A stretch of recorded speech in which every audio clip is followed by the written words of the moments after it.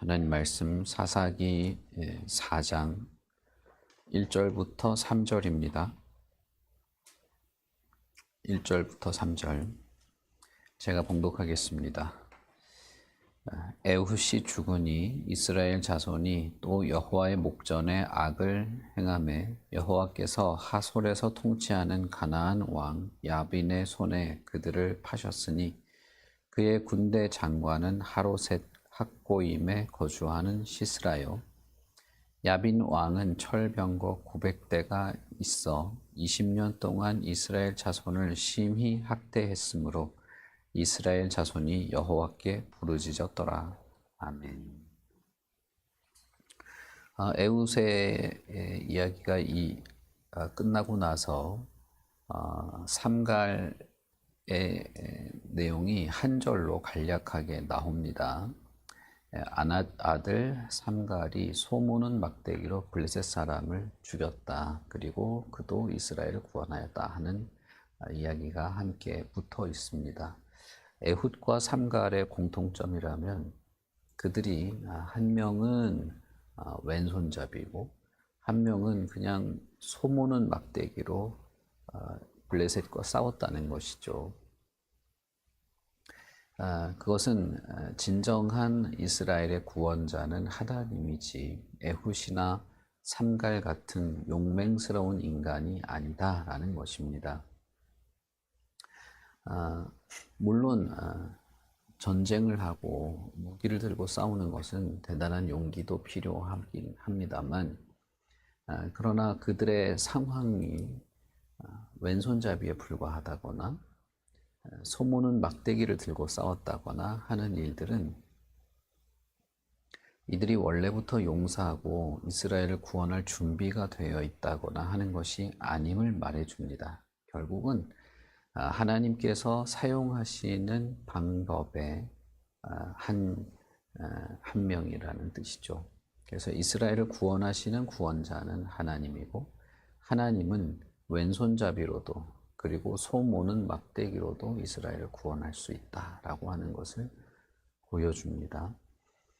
사사기 5장 6절에 삼갈이 한 번 더 등장하게 되는데 그때는 이제 삼갈을 인용하는 것이죠.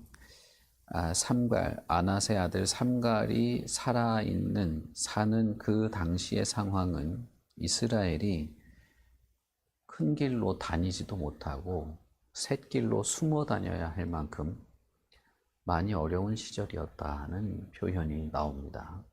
그때 삼갈뿐 아니라 야엘이라는 여인의 이름도 나오는데 야엘은 사사기 4장에 나오는 이 드보라와 함께 가나안 군대 장관을 죽이는 그래서 가나안 족속과 싸우는 여인이죠. 그래서 삼갈이나 이 드보라가 동시대에 활동하는 사람이라고 보여지기도 합니다. 어쨌든 삼갈에 대한 이야기가 한 절로 요약돼서 나오고 이제 4장부터는 사사 드보라의 이야기가 나옵니다. 에훗 전에 있었던 온니엘은 유다 지파의 내용이고 온니엘은 에훗은 베냐민 지파였죠. 드보라는 에브라임 지파의 사사입니다. 사사라는 말 자체는 재판관이라는 뜻입니다. 그러니까 이스라엘의 여러 문제가 있을 때 서로 조율을 하고 사람들 사이에 판결을 하고 어떤 재판을 하는 그런 역할을 맡은 사람들이기 때문에 굳이 이렇게 전쟁을 벌이고 가나안의 여러 족속들과 함께 싸워서 이스라엘을 구원해내는 역할을 한 사람만 사사다라는 것이 아닙니다. 이스라엘에서 사사 역할을 한 사람들은 이 외에도 많이 있고 기본적으로 사사는 재판을 하는 역할을 한 사람을 말하는 것입니다. 그 중에 사사기에 12명의 사사가 기록이 되어 있는 것이에요.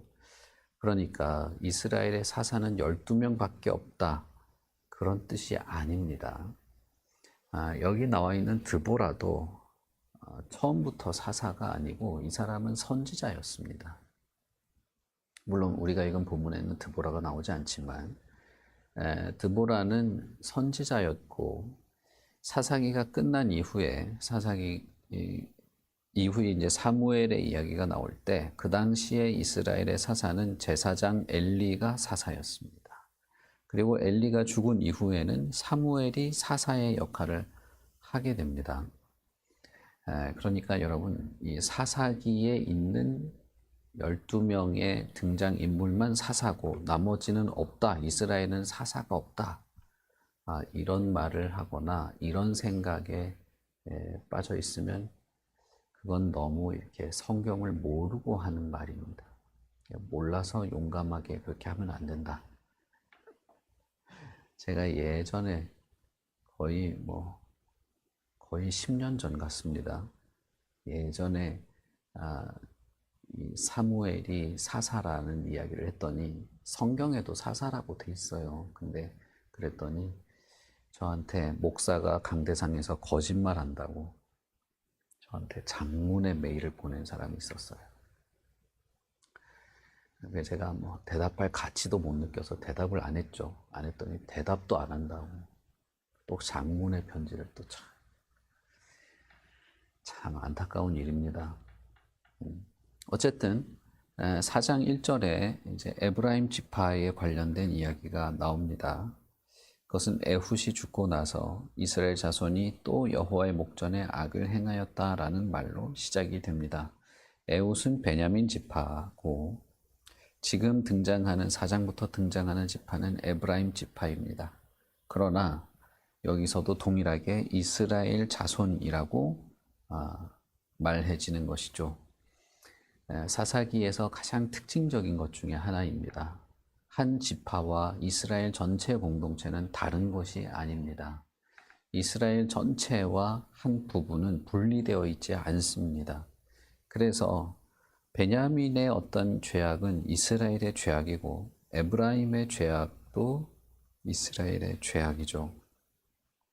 에훗이 사사로 있는 동안에는 베냐민 지파가 하나님 앞에서 충성했다는 의미가 될 겁니다. 그러나 그럼에도 불구하고 에훗의 영향력은 전체 지파에 미치는 영향력이었던 것도 말하는 것이죠. 이것은 이스라엘이 각 지파별로 따로 이렇게 지역별로 흩어졌지만 자신들은 하나의 공동체인 것을 지켜야 하고 하나님도 그렇게 보시고 있고 그리고 베냐민 지파에 있는 한 사사가 살다가 죽었지만 그것이 에브라임과 무관하지 않은 것임을 말하는 것입니다. 에브라임 지파가 에훗에게 이렇게 통치를 이제 사사의 이 지도를 받았다라는 뜻이라고 보긴 어렵죠. 그러나 그럼에도 불구하고 에훗이라는 사람이 죽었다. 그래서 이스라엘 자손이 여호와의 목전에 악을 행하였다라고 하는 것은 이 하나님이 세우신 사사의 영향력, 한 지파가 가지고 있는 영향력이 전체 공동체에도 파급적인 것이었을 수 있다. 그것을 말하는 것입니다. 이것은 공동체의 개념에서 중요한 것인데 신약의 교회도 우리가 각 지체들이 모여서 하나의 공동체를 이루고 하나의 교회로서 구성이 될 때 한 사람 한 사람이 전체 공동체의 파급력을 가지고 있다는 사실입니다. 한 사람이 아무리 연약한 어떤 모습을 가지고 있다 할지라도 한 사람이 아프면 전체 공동체가 아픈 것입니다. 한 지체가 악을 그대로 가지고 있다면 그리고 그 공동체가 그 악을 용인하고 있다면 그것은 전체 공동체의 악이 되는 것입니다. 하나님의 공동체, 하나님의 교회가 한 사람 한 사람이 따로 분리되어 있지 않다는 것입니다. 하나님의 말씀과 진리를 지키며 살아가는 일들을 우리가 각자의 자리에서 하게 될 때 우리가 서로 간의 상황은 다르고 어떤 깊이도 다르고 할 수 있는 어떤 상황도 다 다르죠. 그러나 그것이 하나의 공동체로서 하나님 앞에 충성하고 순종한다고 할 때에는 그것이 서로에게 다 영향을 주게 마련인 것입니다. 그런 면에서 한 사람 한 사람이 자신의 삶에서 하나님의 말씀을 이해하고 그 말씀을 묵상하고 그 하나님의 뜻에 순종하며 충성하며 살아가는 일은 자기 자신을 위한 것이기도 하지만 공동체 전체를 위한 것이기도 한 것입니다. 제가 여러 번 이렇게 쓰는 비유이긴 한데, 예전에 이렇게 우물에 물을 깃기 위해서 이 바가지를 밑에 넣을 때, 바가지가 아무리 커도 바가지를 이렇게 나무 조각으로 붙여서 이렇게 동그랗게 만들었다고 한번 생각해 보세요. 바가지가 아무리 커도 그 나무 조각 중에 하나가 짧으면 그 이상 물이 채워지지 않는 겁니다. 나머진 나무 조각이 이게 긴 걸로 다 붙여놨어도 하나만 이렇게 내려가 있으면 그 높이 이상 물을 채울 수 없는 것이죠. 왜냐하면 그 하나의 나무 조각이 전체를 이루는 구성 중에 하나가 되기 때문입니다. 교회도 비슷한데, 교회가 왜 징계를 할 이유와 목적이 있느냐 하면, 이스라엘이 하나의 지파 때문에 전체 이스라엘이 악을 행했다고 하나님 앞에 판결을 받는 것처럼 한 사람의 죄악이 전체 공동체에 파급을 미치는 악의 어떤 원인이 되기도 하기 때문이고, 교회 전체가 영적인 성장과 영적인 어떤 순수성을 지키는 일에 있어서 그것이 걸림돌이 되기 때문에 그런 것입니다. 교회의 어떤 사명이라고 할 때는 말씀의 전파만 있는 것이 아닙니다. 교회의 사명은 교회 안에 있는, 공동체 안에 있는 악을 다루는 것도 교회의 사명 중에 하나인 것이죠. 그러므로 이 이스라엘 자손이 여호와 앞에 악을 행하였다라고 하는 것은 베냐민 지파의 문제가 아니라 에브라임 지파의 문제임에도 불구하고 이스라엘 자손의 문제로 하나님이 말씀하신 것입니다. 신약의 교회 성도들, 우리 서로가 각자가 공동체를 생각할 때 우리는 우리의 마음과 생각과 태도, 그리고 이 말씀에 대한 이해와 깊이, 그 지식의 폭을 넓히고 온전히 살아가려고 하는 이 목적과 삶은 그런 면에서 필수적인 것입니다. 이것은 다른 사람은 다른 사람대로 열심히 신앙생활을 하라고 해. 나는 그냥 이렇게 예수 믿으면서 살아왔고 이렇게 살면 되지라는 것은 이 공동체에 맞지 않는 겁니다. 그 사람은 공동체가 뭔지도 모르고 교회가 뭔지 모르는 것이죠. 이때 하나님은 하솔에서 통치하는 가나안 왕 야빈의 손을 하나님의 도구로 사용하였다라고 말하는데, 이 장면은 참 안타까운 장면이죠. 왜냐하면 이스라엘이 가나안을 정복할 때 이미 하솔을 정복했었기 때문입니다. 하솔을 정복했고 하솔에 남아있는 가나안 사람들을 자신들을 위해서 노역하는 자들로 삼았기 때문이죠. 우리가 이제 사사기 앞부분에 할 때 이미 살펴보았습니다만, 사사기 이 4장 2절부터 3절에 있는 이 내용은 이스라엘이 정말 그 앞부분의 어떤 고난보다도 더 견디기 어려운 고난이었다고 하는 것을 조금 이해해 볼 수 있습니다. 왜냐하면 사사기 1장 29절과 30절에 이 이스라엘이 가나안에 들어올 때 다 쫓아내지 못하고 남겨놨던 사람들을 쭉 열거하지 않습니까? 모든 지파에 그런 일이 있었던 것을 열거합니다. 그 중에 이 하솔의 가나안, 하솔 지방에 있던 가나안 족속들 몇 명, 몇 족속을 언급을 하게 되죠. 이들의 특징은 철병거를 가지고 있었던 것입니다. 그래서 이들을 쫓아내는데 무척 어려움을 겪었고 결국은 그냥 그들을 내버려 두기로 했다. 그렇지만 그들을 그냥 내버려 둔 것이 아니라 이스라엘을 위해서 노역하는 자로 남겨두었다. 어떤 면에서는 전쟁을 마치는 좋은 방법이기도 했습니다.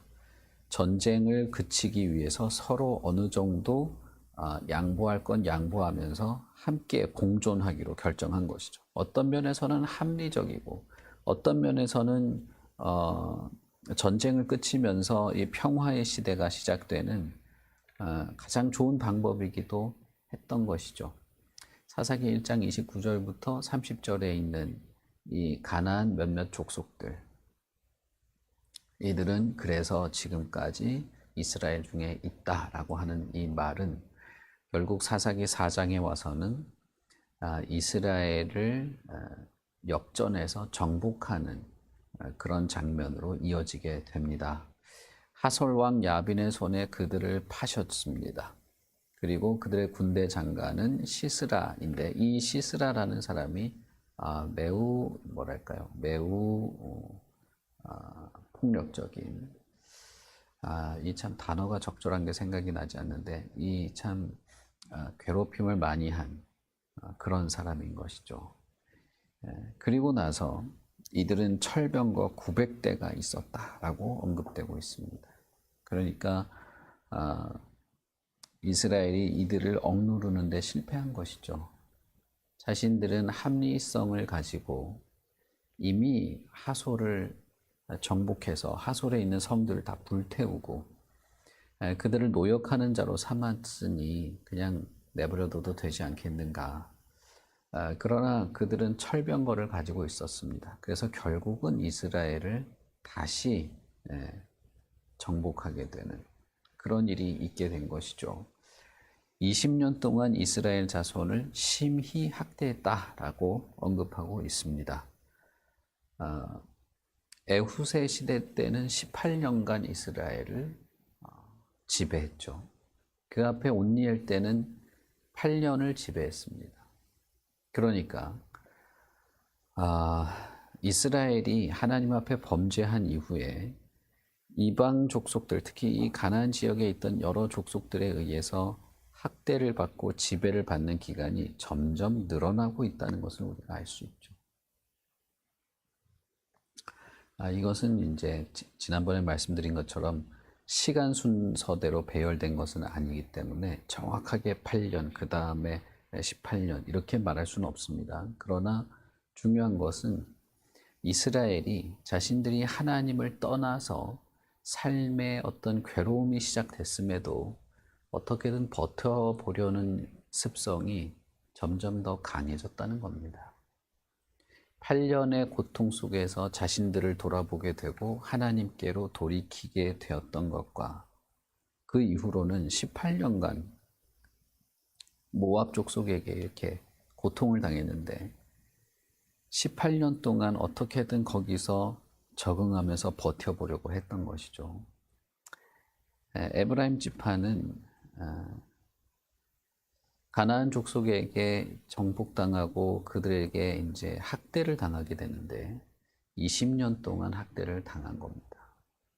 물론 그들이 학대를 당할 때부터 줄기차게 하나님께 부르짖었을 수도 있습니다. 정확한 건 알 수 없죠. 그러나 분명한 것은 그들이 20년 동안 학대받았다는 것입니다. 그것은 한편으로는 그들이 큰 학대를 받았다, 아주 견디기 어려운 학대를 받았다라고 볼 수도 있고, 한편으로는 그들이 어떻게든 그런 상황에서 하나님이 아닌 자신의 삶을 어쨌든 이어가 보려고 버티기도 했다라고 볼 수도 있는 것입니다. 이렇게 보게 되는 이유는 우리들의 삶에 그렇기 때문입니다. 하나님의 말씀을 듣고 때로는 하나님의 은혜가 없어서 기갈하여 있는 중에도 하나님께 돌이켜서 회개하고 굴복하고 자신을 점검하고 자신 안에 있는 악을 하나님 앞에 고백하기보다는 어떻게든 지금 살아있는 그 상황에서 어떻게든 자신이 사는 그 삶의 습관에서 자신이 얻고자 하는 그런 목적과 자신이 채우고자 하는 어떤 그런 욕망에서 끝까지 버텨보려는 것이 우리 안에 너무나 자주 보이기 때문입니다. 그들이라고 다를 바 없었을 거라는 생각을 하면 20년이나 학대를 당하면서 어떻게든 그 안에서 자신들의 삶이 원하는 삶으로 이어지려고 버틴 게 아닐까 생각하게 되는 것이죠. 여기서 이제 언급한 심히 학대했다라는 이 말은 으깼다라는 말입니다. 사전적 의미는 맷돌처럼 이렇게 위아래로 짓눌러서 비벼서 으깨는 것을 말하는 단어입니다. 그러니까 이 가나안 족속이 원래는 이스라엘의 지배를 받으면서 그 밑에서 노역을 하던 사람들이었는데 관계를 완전히 역전하고 나서는 그 전에 어떤 족속들보다 훨씬 더 심하게 이스라엘, 이 에브라임 지파를 고통 속에 학대했다는 것을 알 수 있는 것이죠. 노역을 하면서 뭐 이렇게 부당한 대우를 받았던지 그랬는지는 알 수가 없어요. 그러나 학대받는 것도 점점 더 심해지고 있다는 것도 우리가 알 수 있죠. 그러나 여기서 우리가 좀 더 집중해서 볼 만한 내용은 20년 동안 이스라엘 자손을 학대했는데 이스라엘 자손이 그렇기 때문에 여호와께 부르짖었다는 것입니다.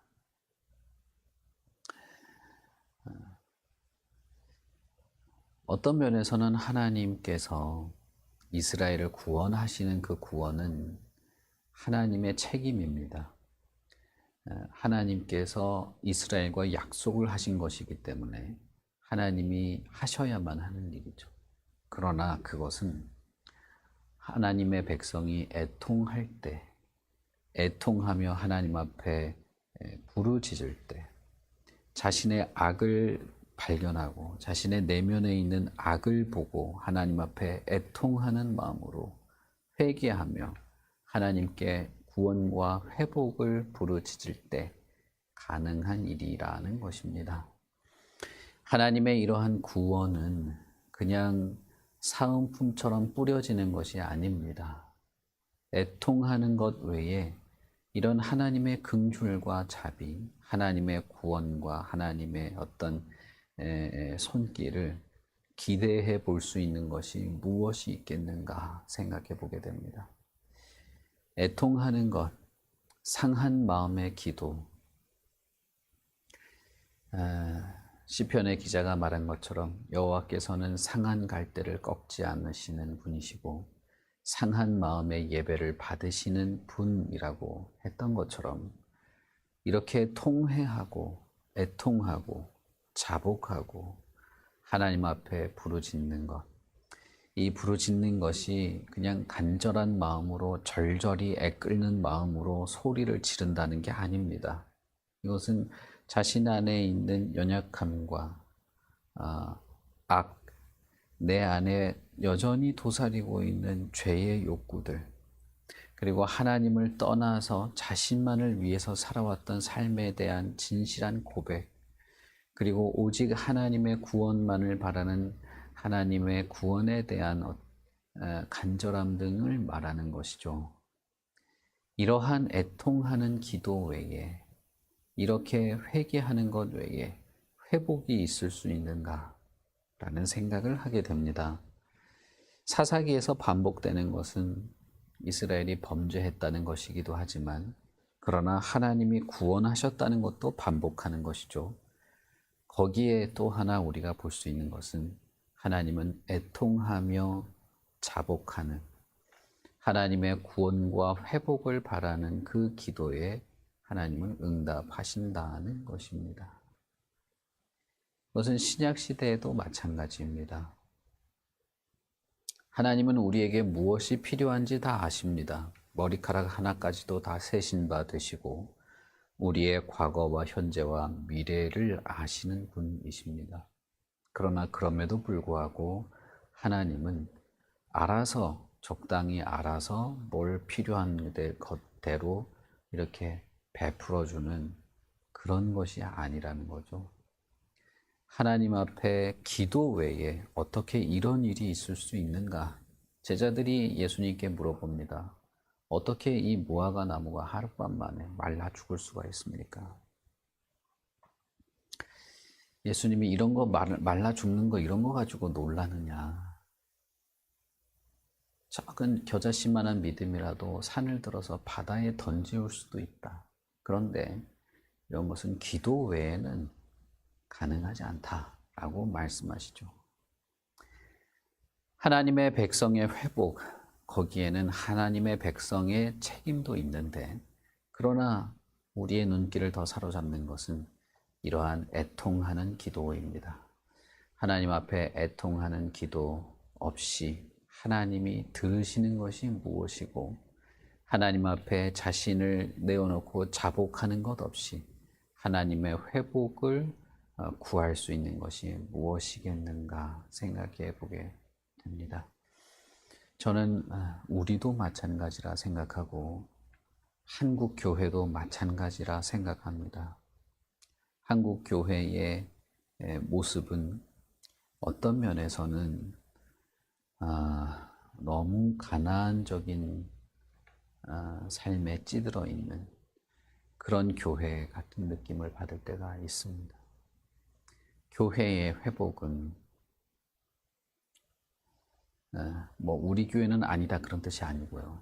우리 교회를 포함해서 이 땅에 있는 하나님의 교회가 참으로 회복되는 것은 이렇게 자신 안에 있는 부조리와 죄의 어떤 문제들을 정직하게 고백하고 회개하고 애통하면서 하나님의 회복을 구하는 것이어야 할 것이다 라는 생각을 하게 됩니다.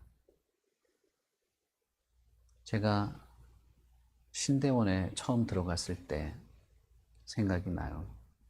신대원에 가기 전에는 그냥 막연하게 신학생들에 대한 어떤 그런 막연한 생각만 있었죠. 직장 생활을 하다가 시험을 쳐서 신대원에 들어갔을 때 한 1년은 정말 어려웠습니다. 공부하는 것도 물론 어려웠지만 그 안에 들어와 있는 사람들이 제 상상과는 너무나 다른 사람들이 많았기 때문이죠. 목소리도 듣기 싫더라고요. 저는 목소리, 이 톤 다 별로였어요. 진짜. 거기 들어가면 다 그냥 전도사님이라고 불러요. 내가 전도사가 아닌데. 나는 전도사 아닌데요 이랬더니 여기선 다 전도사라고. 근데 목소리를 왜 그렇게 까는 거예요?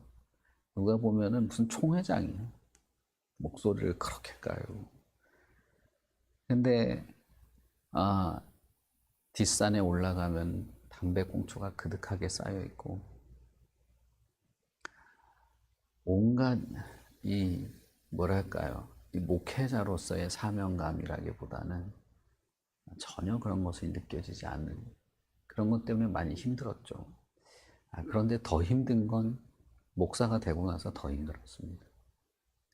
한국 교회의 여러 상황의 일들, 모든 교회가 문제가 없는 교회는 없겠지만, 그러나 하나님 앞에서 내가 택함 받은 백성으로서 하나님의 뜻을 분별하고 살아가는 일에 있어서 비둔한 모습, 이것을 분별하지 못하고 무감각하고 무딘 상태로 그저 이렇게 돌아가는 톱니바퀴 안에서 어려움이나 어떤 문제가 있는 것들을 있음에도 불구하고 어떻게든 이걸 유지하고 버텨보려는 그런 모습들이 사사기와 크게 다르지 않다는 느낌을 많이 받습니다.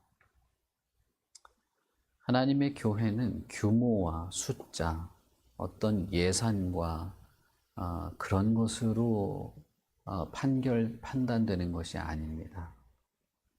그것은 하나님과 동행하는가라는 것이죠. 말씀의 전파, 성례의 시행, 이런 것들. 그리고 교회 안에서 권징을 시행하는 이런 모습들, 이것은 교회의 사명입니다. 그런데 권징은 하나님 앞에서 우리가 애통하는 것입니다. 하나님 앞에서 우리가 우리 자신의 악을 들추어내고 회개하고 하나님 앞에 자신을 죄인으로 고백하고 우리가 하나님의 회복과 구원이 없이는 온전할 수 없다는 것을 인정하는 것들입니다. 이것은 무슨 잠실 경기장에 모여가지고 가수들 몇 명 초대한 다음에 자 우리 애통합시다 이러면서 되는 게 아닙니다. 자꾸 그런 걸 좋아해요. 이것은 진실한 애통의 문제입니다. 그리고 자신 안에 있는 악을 직면하는 문제예요. 자신을 마주하는 문제입니다.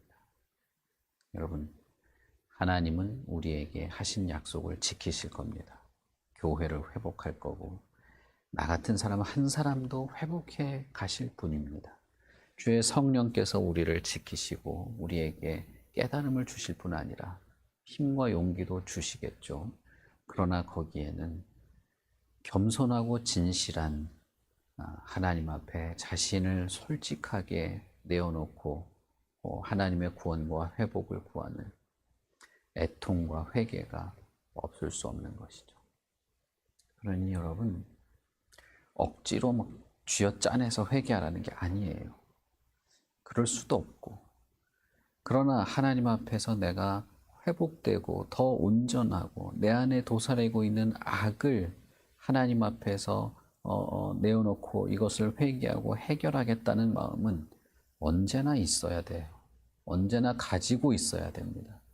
그래서 하나님께서 내 안을 들여다보게 하고 내가 내 스스로를 점검하고 하나님의 말씀의 빛으로 나를 비추어서 내 안에 어두움이 발견되고 그것을 하나님 앞에 애통하며 회개하며 다시 내가 더 온전해지려는 이 과정과 이 일은 언제나 있고 그렇게 되기를 언제나 바라야 됩니다. 내가 요즘에 기분이 좋고 뭐든 마음도 좋고 그러니까 아무 문제가 없다고 생각하는 것은 사실은 함정입니다. 그럴 수가 없습니다.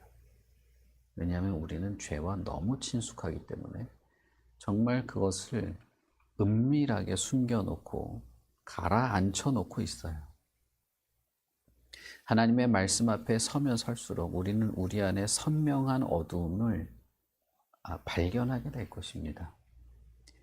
그것은 언제나 우리에게 있습니다. 여러분, 언제나 있어요. 그러니 이 겸손히 하나님 앞에 엎드리는 것, 애통하며 회개하는 것을 내가 뭔가 실제로 실수하거나 잘못했을 때 한두 번 해보는 걸로 생각하시면 안 됩니다. 이것은 우리가 더 온전함과 회복과 구원으로 나아가는 과정에 항상 있는 것임을 아시고 그렇게 하려고 하셔야 되고 하나님의 말씀으로 내 자신을 비추고 점검할 때 조나단 에드워즈가 그렇게 했던 데는 다 이유가 있는 것이죠. 그렇게 할 때 내 자신의 하나님 앞에서 얻는 회복과 그 구원의 은혜들을 누리고자 하는 마음을 가지고 하는 것입니다. 우리가 다 그렇게 할 수 있기를 바라고 우리 교회가 그것만은 했으면 합니다. 하나님 앞에서 자신을 솔직하게 고백하고 자신의 악을 회개하고 하나님이 베푸시는 회복으로 온전해지는 이 일을 우리가 잘 해야 될 것입니다. 우리 같이 기도하겠습니다. 하나님 아버지 은혜를 참 감사합니다. 하나님께서 가나안 족속들, 하나님을 알지 못하는 자들을 하나님의 도구로 사용하실 때 그것은 이스라엘을 괴롭히는 벌을 주기 위한 것만 아니라 그들을 하나님께로 돌이키려고 하려는 하나님의 열심이 있었는 줄 생각합니다. 그것이 20년이나 걸렸는데 어쨌든 이스라엘이 부르짖을 때 하나님이 들으시고 그 부르짖음에 하나님께서 응답하시는 분이심을 우리는 믿습니다. 우리는 어쨌든 지금 내 삶의 방향, 내가 가지고 있는 삶의 어떤 소유물들, 그리고 내가 바라는 어떤 그 목표를 이루기 위해서 어떻게든 지금의 삶을 유지하거나 지금의 모습대로 살아가려고 버티는 그런 자들이 아니라 하나님의 말씀과 진리에 내 자신을 솔직하게 내어놓고 하나님의 회복과 그 구원의 은총을 바라는 그런 자들이기를 바랍니다. 우리의 삶의 순간순간 하나님의 손길을 경험하며 살아가기를 바랍니다. 우리의 생각과 계획이 있다 할지라도 그것을 이루시는 분은 하나님이신 것을 늘 고백하고 인정하고 잊지 않기를 바랍니다.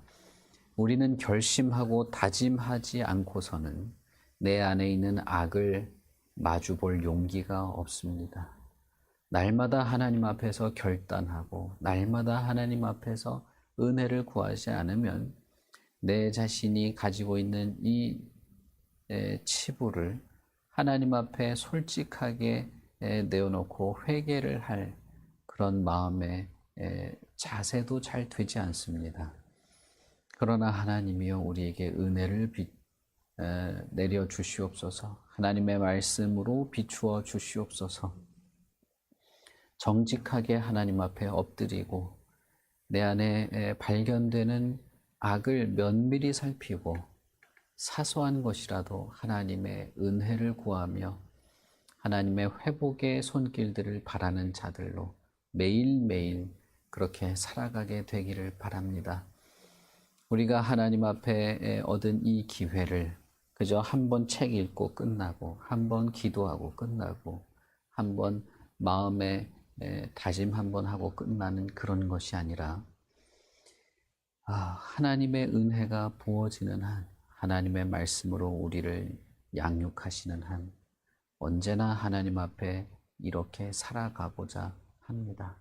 그러니 아버지여 우리의 마음을 살피시고 우리의 기도를 들으시고 참으로 회복하게 하여 주시옵소서. 더 온전케 하시옵소서. 더 강하고 용기 있게 하시고 오직 하나님의 거룩하신 백성으로 하나님의 그 방향에 우리도 발맞추어 가는 자들로 살게 하시옵소서. 감사합니다. 예수님 이름으로 기도합니다. 아멘. 하늘에 계신 우리 아버지여 이름이 거룩히 여김을 받으시오며 나라의 임하옵시며 뜻이 하늘에서 이룬 것 같이 땅에서도 이루어지이다. 오늘날 우리에게 일용할 양식을 주옵시고 우리가 우리에게 죄 지은 자를 사하여 준 것 같이 우리 죄를 사하여 주옵시고 우리를 시험에 들게 하지 마옵시고 다만 악에서 구하옵소서. 대개 나라와 권세와 영광이 아버지께 영원히 있사옵나이다. 아멘.